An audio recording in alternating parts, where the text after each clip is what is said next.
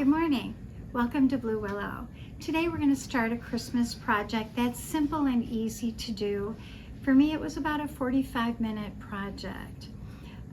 It is the Burrito Pillow done in Christmas fabrics that we have here in the store. The fabric that we have in the store is called the Jolly Lane fabric, but the pillowcase is easy to do. You don't have to do it in Christmas fabric. You could do one for your grandchildren or your children for every holiday throughout the year. We have Halloween fabric, we have Christmas fabric, Easter fabric, Valentine's Day fabric. So you pick whatever works for you. But we do have the pillowcases in the store. They're $13 per kit, and included is everything that you need along with the instructions. So it's very simple. So let's go ahead and let's get started. You're going to need 3 pieces of fabric. The main fabric for your pillow is 27 inches long. Then you're going to have a decorative insert that's 3 inches wide by the width of the fabric. And then you'll have a cuff that's 9 inches wide. So I've already got my fabric cut, so let's go ahead and let's get started. So you're going to want to take the main part of your fabric, and you're going to want to lay it flat in front of you. And it's going to have your cut edge at the top, salvage to the left, salvage to the right. And you'll go ahead and you'll take your insert fabric, and you're going to go ahead and you're going to fold it in half, and you're going to press it with wrong sides together. And then what you'll do is you'll pin it along the top edge of your main fabric. Now, then what you'll do next is you'll take your cuff fabric, the same thing, you're going to lay it flat, and you're going to collect the finished edge or the salvage edge along the top with right side down. So you have right side. This doesn't matter because it's folded in half. Both sides are the right side. And then the cuff itself, you're going to lay it flat with the right side on the bottom, wrong side up. And go ahead and pin across the edge of your salvage, catching all of these fabrics. You'll take your salvage edge of your folded insert, just to get it started.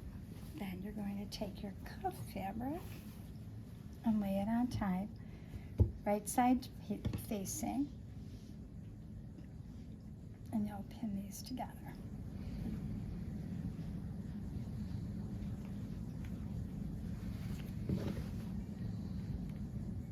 So once you've pinned all the way across your raw edge, you're going to find you have different lengths here. Don't worry about that because we're going to have to cut it later to get all of the sides accurate. So just leave that as it is.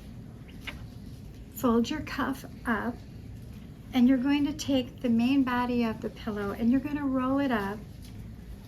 And I'm working on this beautiful arrow table. It gives me lots of workspace. You'll bring your cuff back over the top and flip it over like this. And you're going to pin again, starting off right where you were before, and you're going to pick up the back edge of the cuff. And make sure that you pin this securely because you're going through a lot of layers of fabric.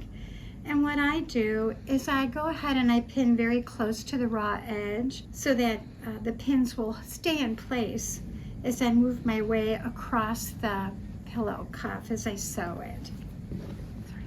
So I've gone ahead and pulled the original pins and included the cuff in the back and pinned along the edge. So these are the original pins I put in. All I did was go ahead and catch that last bit of fabric. The other important thing you need to remember here is that you don't pick up any of the main fabric in the fold except for the original edge. So as you go through, make sure you tuck your burrito roll down inside the cuff as you move along. So your next step then is to go to your machine, start at the top edge, and sew a 1/2 inch seam allowance all the way across the pinned edge of your pillow.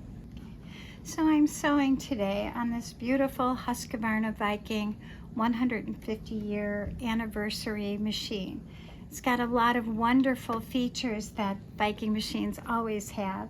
So one of the things that you could consider doing, instead of using the 3-inch decorative insert on your pillow, you can pick a plain fabric and do a decorative stitch such as this one, which is on this machine, and it's a cute little snowflake embroidery feature that will kind of dress up your pillow. And then of course all you would have to do is cut it 3 inches away from the raw edge, fold it, and insert it, making sure that it's facing the right direction. But obviously, we don't need a decorative stitch to do just a simple 1/2-inch seam allowance. The neat thing about this machine is you tell it what you're sewing. Are you on a woven? Are you on a knit? Is it heavy? Is it light? And the machine will tell you exactly what you need. For instance, I'm working on a light woven, so I need a 70 needle and my A presser foot. I'm already at a 2-inch stitch length, so that's perfect for this project. So let's just go ahead and get started. It has a bunch of push button options here. It has a reverse feature. It has a fix feature where it will stitch in the same place several times and then start, sort of locking in your stitches. But you can also press the reverse button and the machine will go in reverse as well. And since this is a child's Christmas gift and it's a pillowcase, I've gone ahead and locked my stitches in by doing the reverse.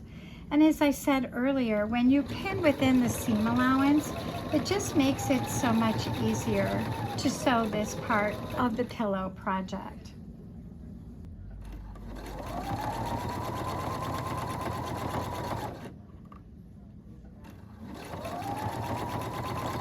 The next step then is once you've finished your seam allowance and you've trimmed your threads, you're going to want to pull the inside of the pillow through the end of the cuff.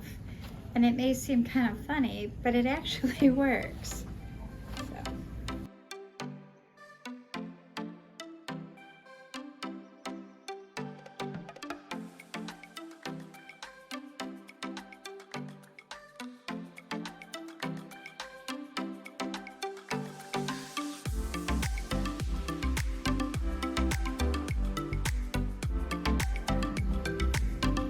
So on this, once you pull it through, this is what you have. Your cuff, your little insert, and then the main part of your pillow. So what you're going to want to do next is you're going to want to take this to your ironing board and iron this section real well, just to make sure everything's laying nice and flat.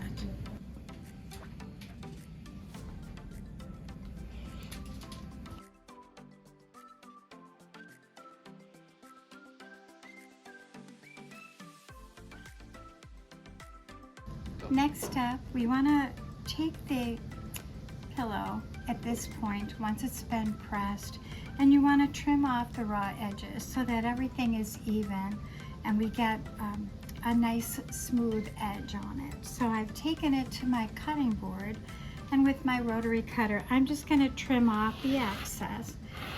Okay, now we go back to our machine. So once you've trimmed off your raw edges and everything's even, you're going to want to go ahead and put together the wrong side of the pillowcase together. And you're going to sew a 1/4-inch seam line all the way along the two edges of the pillow.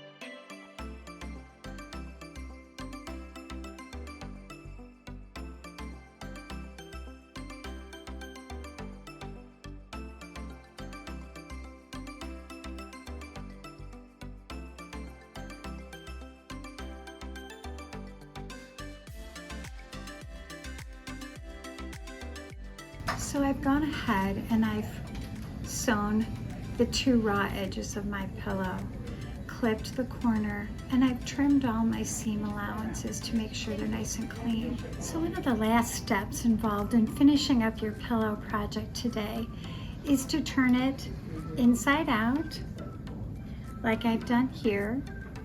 And what you're going to want to do is a 1/2 inch seam allowance all the way around 3 sides of the pillowcase. Of course, leaving the cuffed end open to put your pillow inside.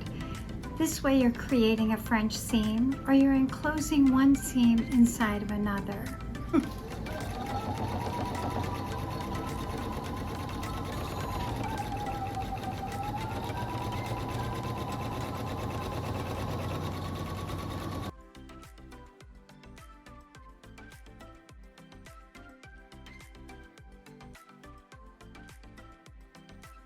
So we finished the pillow. We've sewn a 1/2 inch seam allowance all the way around the 3 sides of the pillow.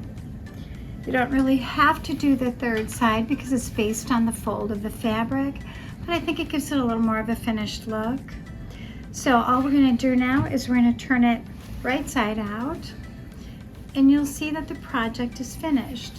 It's short and it's sweet. It makes a great Christmas gift.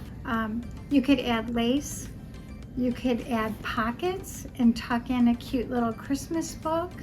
It makes a great pillow stuffer, or a Christmas gift for those little neighbor kids that you see every once in a while.